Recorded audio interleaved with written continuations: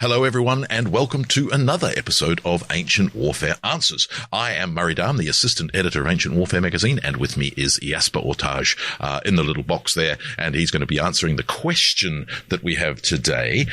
Before that, however, if you would like to ask a question or support us on Patreon, then you can go to patreon.com/Ancient Warfare Podcast. There are 3 levels of Patron that you can be. You can either be a Legionary, an Optio, or a Centurion, even get a copy of the magazine digitally or in print. It's amazing. But you don't have to do that to ask us a question. You could just support us. But we do have a question to answer today, and Jasper is going to answer it. And that is, how effective was psychological warfare in the ancient world?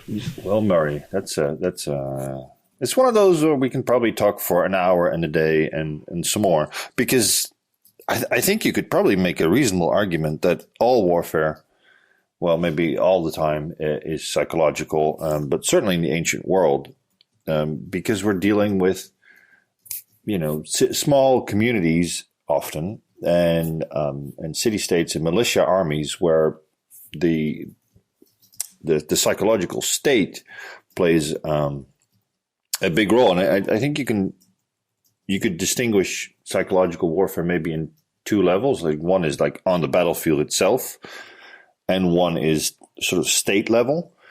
And if you want to start with the latter, then, there are clear examples of states trying to intimidate and, generally mess with the mental state of other states or communities to try and make them do what they want to do, which I guess is is one way you could define psychological warfare. I mean, you can think of threats, corruption, encouraging corruption, spies who corrupt people, spies who cause sedition, and maybe spies who try to get allies to switch sides, to pressure the side that they were originally allied with. All these things can be classed as psychological warfare, and you can see that this may be something that happens during or outside of war. Think of Rome threatening Carthage to not go any step further in Spain. Of course, Carthaginians still do that, and you get the Second Punic War. But such diplomacy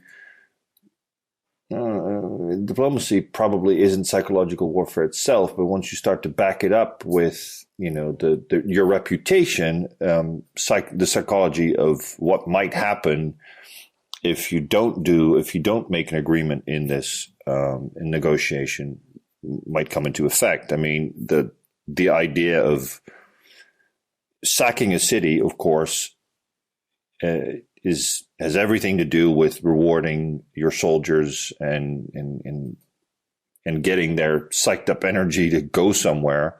And of course, it motivates them to get loot, which might be useful for the next war. But if you sack a city, that is also a signal to every other city who might be besieged later that if we come to your town, you'd better surrender, and when we tell you to, or fight yourself to death, because if we win, this is what might happen. And that point is actually made by Diodorus Siculus, who probably gets it from Polybius, that the Roman power, and I think they point to the Macedonians as well. It's they build a reputation, and that reputation of fear makes other states do what Rome and Macedon want them to do. And probably the most famous example of this is the one-man diplomacy by the senator Gaius Popilius Laenas in 168 BC, when Antiochus IV of the Seleucid Empire was on his way invading the Ptolemaic Empire in Egypt.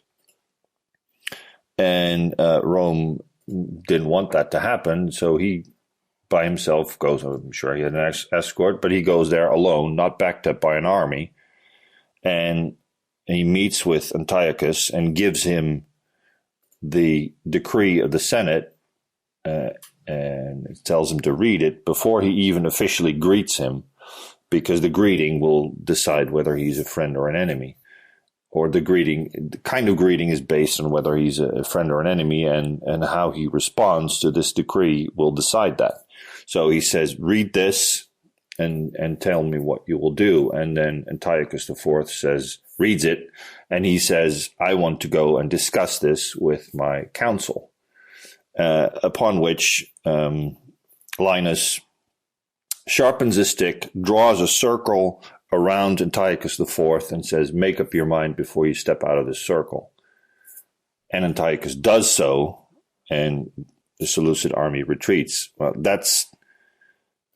I'm not sure you can call that psychological warfare, but it's certainly, it's the reputation of Rome that imbues this, the decree of the Senate, and gives weight to what Linus says here, that forces another empire to say, we're backing off.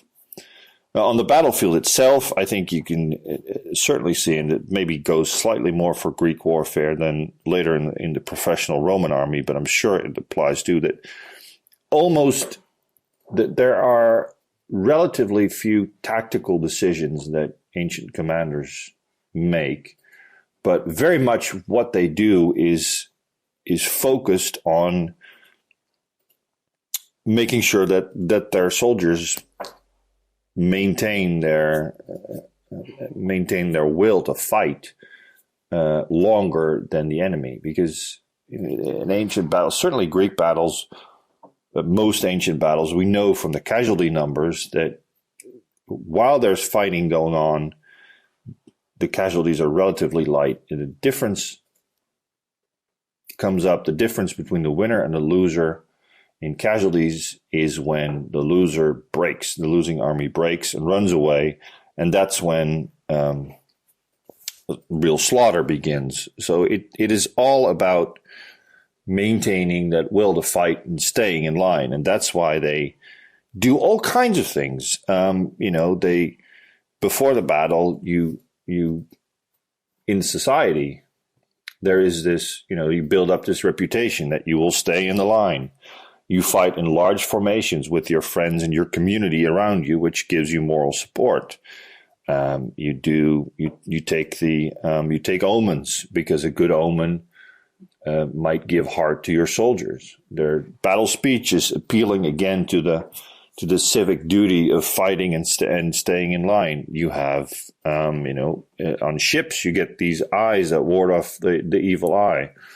Shield devices, music, helmets with, of course, and then you get into maybe trying to scare the enemy. You get helmets with big crests to make yourself look bigger, and you feel impressive, but you might also intimidate the enemy.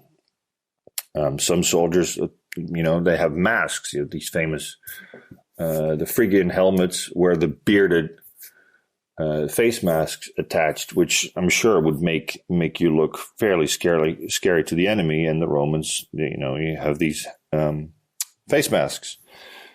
And there's some theories that, for instance, the depth of the phalanx is another way of ensuring. It's just all about, it's not adding weight necessarily, push weight to push the other phalanx away. It's about keeping the whole community, the whole unit in line, because the people at the back, just by being there, provide mental support for the guys in front.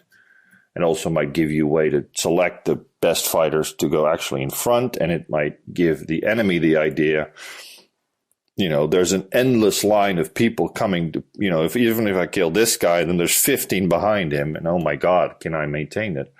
All of that is a way of, is in a sense, is psychological warfare. It's about, staying on the field longer than the other guy, and sticking it out and intimidating him into running away.